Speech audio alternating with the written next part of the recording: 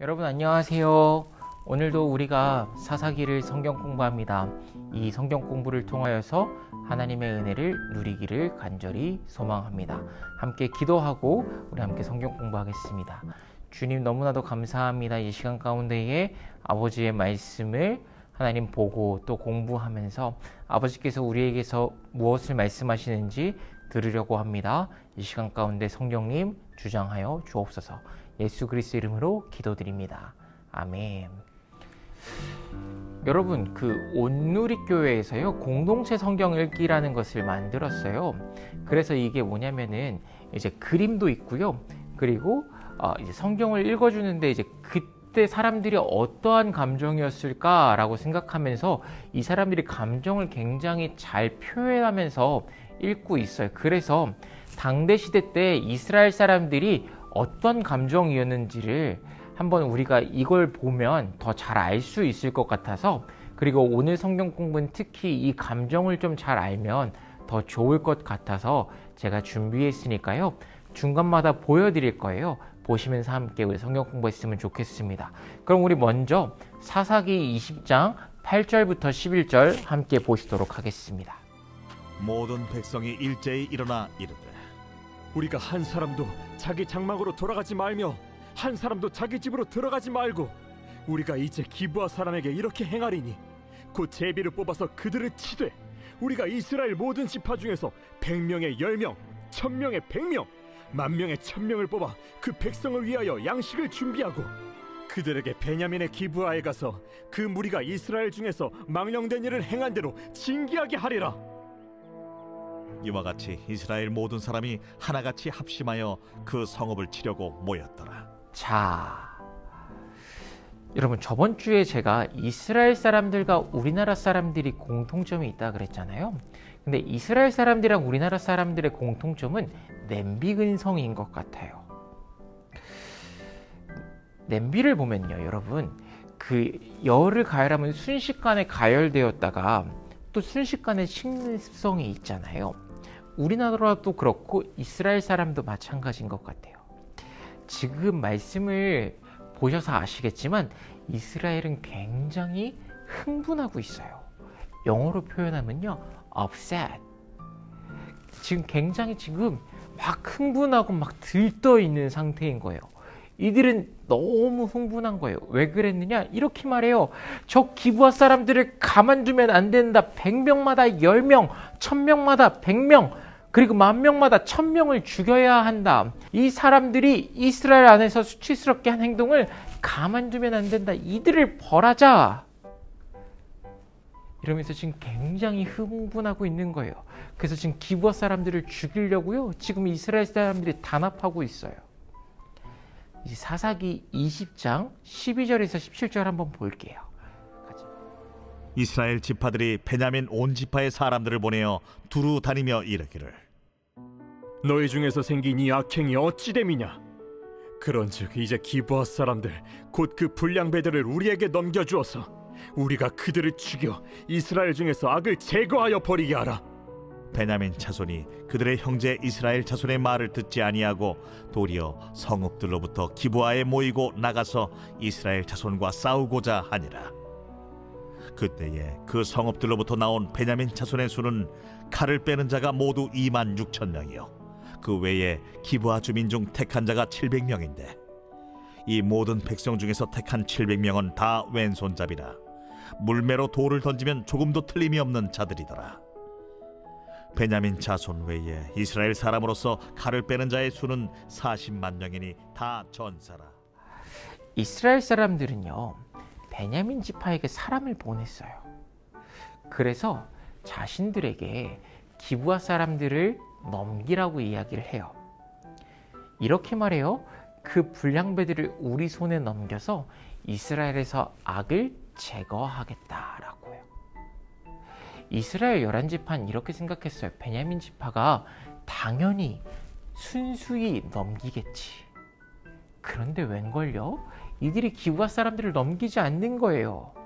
오히려 이스라엘 11지파와 이렇게 대항하여서요 싸우기로 결정을 해요. 처음에는 이스라엘 11지파가 당황했을 수 있어. 이거 뭐지? 그러면서도 이것 봐라. 지금 우리랑 싸우겠다고? 한번 해보겠다고? 그래갖고 열이 받아갖고 이때부터 동족 대 동족으로 싸움이 시작이 돼요. 베냐민 지파는요, 기브아 집 주민들과 연합하여 전쟁을 준비하였는데 이때 칼을 쓸 줄 아는 사람이 26,000명이었대요. 근데 여기에서 왼손잡이가 700명이었는데 이 700명은요, 칼만 잘 쓸 뿐만 아니라 물맷돌을 던지면 백발백중이었어요. 여러분, 물맷돌의 원조가 누구죠? 다윗 왕이죠. 다윗 왕 닮아서 그런가 봐요. 그래서 물맷돌을 굉장히 잘 던졌나 봐요. 그래서 전쟁이 시작되었는데요. 이스라엘 11지파는 40만 명이었고, 그리고 베냐민과 기브아 연합지파는 26,000명이었대요. 이들의 전쟁이 시작이 되었어요. 자, 그럼 이번에는 사사기 20장 22절에서 28절 함께 보도록 하겠습니다. 이스라엘 사람들이 스스로 용기를 내어 첫날 전열을 갖추었던 곳에서 다시 전열을 갖추니라. 이스라엘 자손이 올라가 여호와 앞에서 저물도록 울며 여호와께 여쭈어 이르되, 내가 다시 나아가서 내 형제 베냐민 자손과 싸우리이까? 여호와께서 말씀하시되, 올라가서 치라. 그 이튿날에 이스라엘 자손이 베냐민 자손을 치러 나아가매 베냐민도 그 이튿날에 기브아에서 그들을 치러 나와서 다시 이스라엘 자손 18,000명을 땅에 엎드러뜨렸으니 다 칼을 빼는 자였더라. 이에 온 이스라엘 자손 모든 백성이 올라가 베델에 이르러 울며 거기서 여호와 앞에 앉아서 그날이 저물도록 금식하고 번제와 화목제를 여호와 앞에 드리고 이스라엘 자손이 여호와께 물으니라. 그때에는 하나님의 언약궤가 거기 있고 아론의 손자인 엘르아살의 아들 비느하스가 그 앞에 모시고 섰더라. 이스라엘 자손들이 여쭈기를, 우리가 다시 나아가 내 형제 베냐민 자손과 싸우리이까 말리이까? 여호와께서 이르시되, 올라가라. 내일은 내가 그를 내 손에 넘겨주리라 하시는지라. 자, 여러분, 당연히 이스라엘 11지파가 이겨야 되는 거 아니에요? 이스라엘 11지파가 훨씬 많아요. 40만 명이나 되었어요.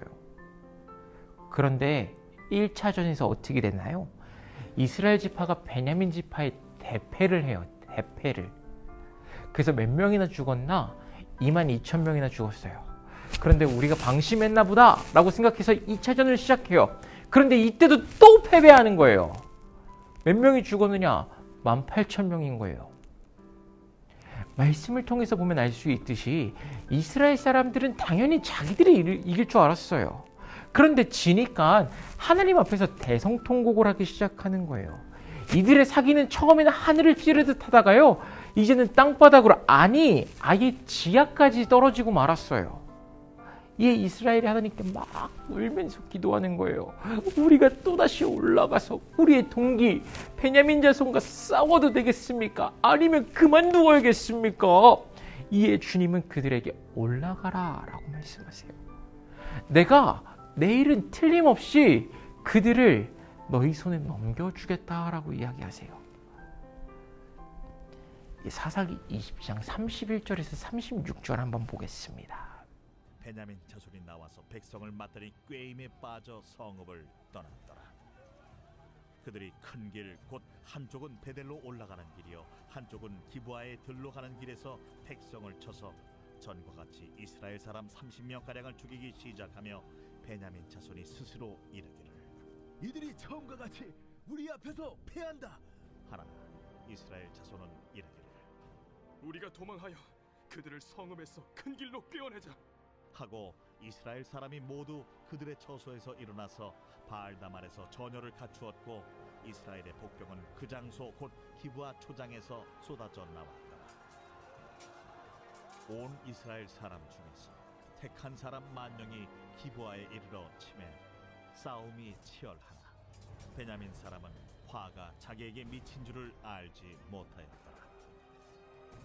여호와께서 이스라엘 앞에서 베냐민을 치시매 당일에 이스라엘 자손이 베냐민 사람 25,100명을 죽였으니 다 칼을 빼는 자였더라. 이에 베냐민 자손이 자기가 패한 것을 깨달았으니 이는 이스라엘 사람이 기브아에 매복한 군사를 믿고 잠깐 베냐민 사람 앞을 피하매. 자, 여러분, 역사 드라마 보면요, 이렇게 나라 대 나라가 싸우는데요, 이제 한 군대가요 갑자기 전쟁하다가 지는 척해요. 막 그러면서 이제 대장이 그런 거예요. 우리 이제 도저히 안 되겠다. 빨리 도망가라, 도망가라. 빨리 후퇴다, 후퇴다. 그러면서 빠져요. 그러면 이제 다른 군대는 착각하기 시작하는 거예요. 자기들이 이기고 있나 보다. 헐, 괜찮은데? 그러면서 쫓아라, 쫓아라. 저들을 죽여야 된다. 그러면서 쫓아요. 근데 이게 뭐냐? 이 군대가 지금 다른 군대를 유인하고 있는 거예요. 자기들이 매복해 있는 지역까지 좀 싸우다가 지는 척하면서 도망가면서 그 매복 지역까지 이들을 유인해내는 거예요. 이스라엘 11지파가 이 작전을 짰어요. 베냐민 지파가 싸우기 시작했어요. 근데 싸우다가 지는 척을 하기 시작한 거예요. 자기들이 밀리는 척을 하는 거예요. 그러니까 베냐민 지파가 어떻겠어요? 오늘도 우리가 이겼구만 하면서 막 쫓아와요. 그런데 이스라엘 11지파가 매복하고 있었던 거죠. 그래서 그들을 둘러싼 거예요. 그래서 도망갈 길도 다 차단해버리고 이들을 죽이기 시작해요. 이 전쟁에서요, 베냐민 지파 사람은 25,100명이나 죽었대요. 여러분, 베냐민 지파랑 기브아 지파랑 합쳐서 몇 명이 처음에 싸웠다고요? 26,000명이요. 근데 25,100명이 죽었대요. 그럼 몇 명 남은 거예요? 900명밖에 안 남은 거예요. 900명 빼곤 다 죽은 거예요. 이 900명 가지고 어떻게 싸워요? 이들은 게임 오버인 거죠.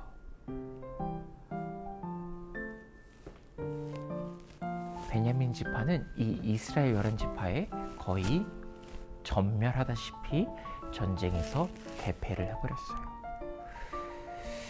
자, 여러분, 근데 이제 오늘 이 말씀이 이제 여기서 끝나는데, 하나님께서 동족과 동족의 싸움, 이스라엘의 내전을 허용하셨다라는 게 조금 웃기지 않나요? 전 사실 조금은 이해가 되지 않아요. 이 말씀을요, 고지고대로 이스라엘 11지파가 하나님께 기도해서 전쟁에서 이겼다. 그렇기 때문에 우리도 무엇이든 기도하면 이길 수 있다. 라고 오늘 말씀의 결론을 내리면요, 굉장히 이상해져요. 만약 이렇다면요, 지금 우리나라는 북한이랑 아직 휴전 상태이잖아요. 북한이 마음에 안 들어요. 그러면 우리가 하나님께 기도하고 북한과 싸우면 우리가 이길 수 있어. 그냥 만약에 이렇게 적용한다고 치면요, 이게 말이 되는 적용일까요? 그럼 너무 성경을 1차원적으로 바라보는 거죠. 조금 더 생각해보면 하나님이 사실 이들을 내버려 두신 게 아닐까라는 생각이 들어요. 여러분, 상식적으로 보면 이 성경은 하나님의 감동으로 쓰여진 건 맞지만 사람이 쓴 거란 말이에요. 그렇죠. 하나님이 어떠한 사람에게, 그 사사기를 쓴 그 사람에게 의도를 가지시고 이 말씀을 적게 하셨다라는 거예요. 뭐냐? 이스라엘이 자기들 멋대로 산다. 이스라엘이 하나님 뜻대로가 아니라 자기들 뜻대로 산다라는 것을 보여주시는 것. 그래서 하나님이 이 이스라엘 11지파와 베냐민 이 지파가 싸우는 것을 내버려 두셨다라고 바라보는 것이 더 맞는 해석일 것 같아요. 여러분, 북한과 여전히 우리는 전쟁의 휴전 상태에 있어요. 북한과 여전히 통일을 못하는 것이 이게 하나님 뜻일까요? 아닐 거예요.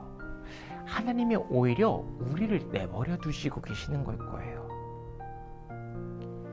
이스라엘 11지파와 베냐민 그 지파는요, 사실 조금 더 평화롭게 해결할 수 있는 방법이 있었을 수도 있어요. 그런데 이들이 찾지 못한 거예요. 아니, 이들에게는 오히려 그 찾으려는 마음조차 없었던 거예요.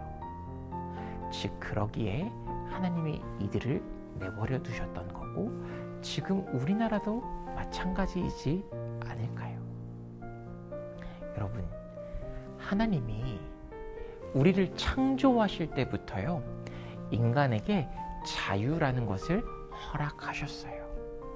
그래서요, 우리가 죄를 짓는 자유도 하나님이 우리에게 허락해 놓으셨어요. 아담과 하하가 선악과를 따먹었잖아요. 그것도 하나님의 허용하신 법이기에 가능했던 거예요. 여러분, 자유란 하나님이 우리에게 특별하게 주신 특별한 선물이에요. 그런데요, 이 자유를 어떻게 사용하느냐가 더 중요한 것 같아요. 하나님이 우리에게 자유를 주셨지만 이 자유를 어떻게 사용하느냐에 따라서 결과가 달라져요. 이스라엘은 결국 선택한 것이 뭐냐? 서로 동족과 동족을 죽이는 비극을 선택한 거예요.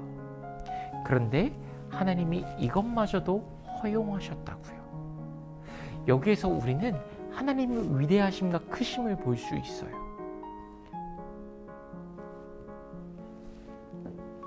하나님이 허락하신 이 자유, 그리고 이 자유의 세계 안에서 우리가 어떻게 살아가야 할지 다시 한번 고민해보고 이 자유를 잘 사용하여 하나님의 선을 이루는 데 사용하는 우리 한 사람 한 사람이 되어지기를 주님의 이름으로 간절히 축복하고 소망합니다. 기도하겠습니다. 하나님, 오늘 말씀을 보면서 다시 한번 자유에 대해서 한번 생각해 보게 됩니다. 우리에게 자유를 주셨는데 이 자유를 잘 활용하게 하여 주옵소서. 감사드립니다. 예수 그리스도의 이름으로 기도합니다. 아멘.